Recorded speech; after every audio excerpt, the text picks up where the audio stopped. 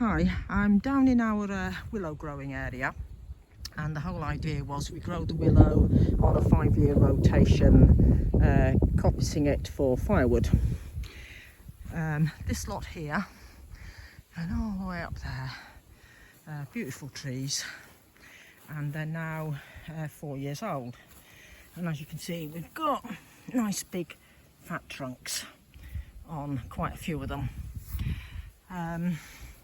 And the plan was next year they'd be cut down for coppicing. And this is where our meat birds free range as well, all in the willow areas.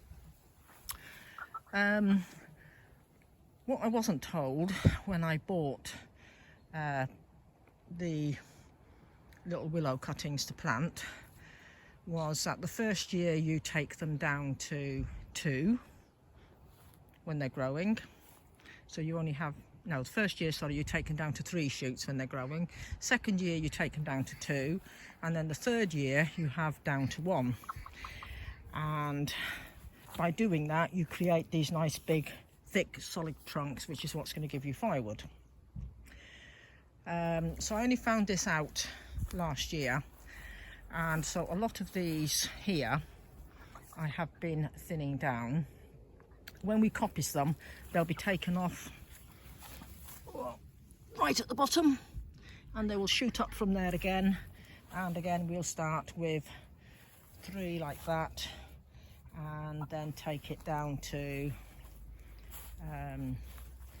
2 like that one there, and then it will be taken down to 1.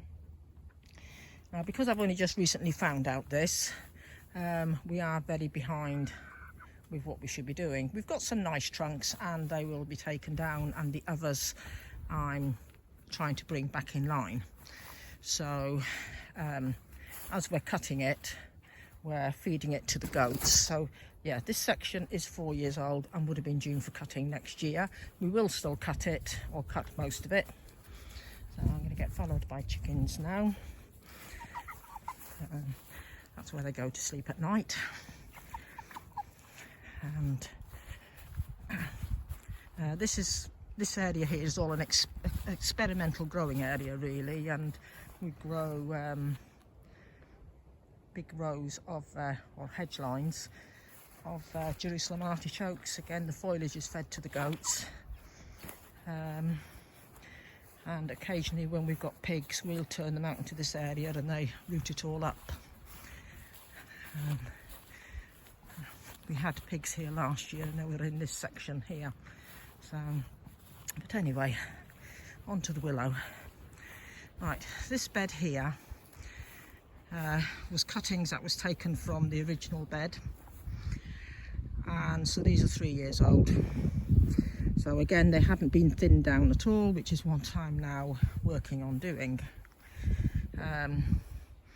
The height is getting there, but we've got at the top end of it big areas where the willow didn't take and it died back.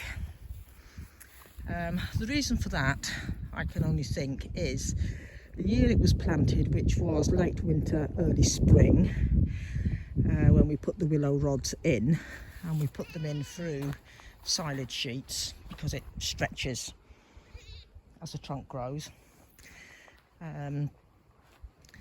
And it helps to keep the weeds down so the willow's not competing with the weeds. But the year we planted it, that following late spring, early summer, we had a horrendous dry spell, which was at the critical time for the willow putting down roots and growing. And you can see the ground slopes, so all this top area is very sparse, and then as you get down, the bottom area is a lot thicker. So I can only think it was the heat and a shortage of rain is what caused the willow not to grow, and to grow very sparsely in this top area. The following year, cuttings that were taken have been put into this bed here. I've just been pruning these ones back.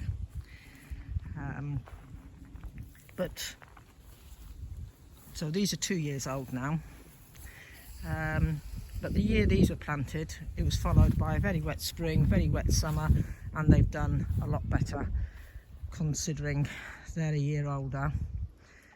These are growing as they should be, and now I know about having to prune back 2 single stems, which is what I've been doing here. These ones here,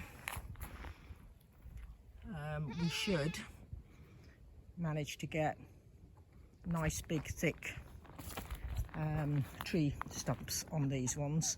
So I've yet got that lot there to take under control, and the bits I've been cutting back, so the chickens do love it here, having a good scratch around. These chickens, by the way, are now 10 weeks old, Ross cobs. So the bits I've been cutting off all go to the goats. So there's the baby goats there, so nothing gets wasted. I need to have another bed planted up. I was going to put a bed here, but I think I'm going to put it further down, and I plan to put some pine trees or something here. The cuttings I'm going to take off the original section down there, and I shall take cuttings of about the thickness of these. So you're sort of looking at what they say, finger thickness. So this is what the type of thickness I'll be taking cuttings off of, and that will be late autumn, early winter. I plan to get the cuttings done and get them in the ground early, weather permitting, of course. So the next stage, of course, is get all this lot pruned back here, do some more pruning down there, get some membrane down, or silage sheets pegged down in that area so the grass starts dying back, and get some willow in early winter time, get a whole bunch of rods in and set up another willow growing area. So yeah, so that's basically it, and then hopefully eventually we will go on to a yearly rotation of coppicing firewood. When they're cut, I believe it's got to be at least a year they have to lay before they're any good for firewood, because it's quite a wet wood. And once they're cut the following year, it should be bed number 2, and then it should be bed number 3, and then we have bed number 4. But I have had a year's interruption of growing, but hopefully over time it will all come into sync. So it'd be interesting to know if anybody else is growing any willow coppicing, and what they're doing. The other thing I plan to do is when I bring in some pine trees or Norway spruce, I'm going to do them as a hedgerow right along the back as well, because our prevailing wind comes from over there, and we really do need a bit of a windbreak down in this area, because a lot of the willow as well has bent with the wind blowing it that way. So it would be nice to be able to create a windbreak so we can get nice straight or straightish trees growing.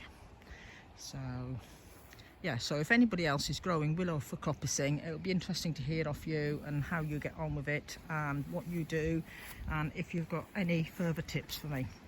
So thank you very much for watching, and don't forget to hit subscribe for any so you can follow us on lots more videos to come up on our self-sufficiency journey.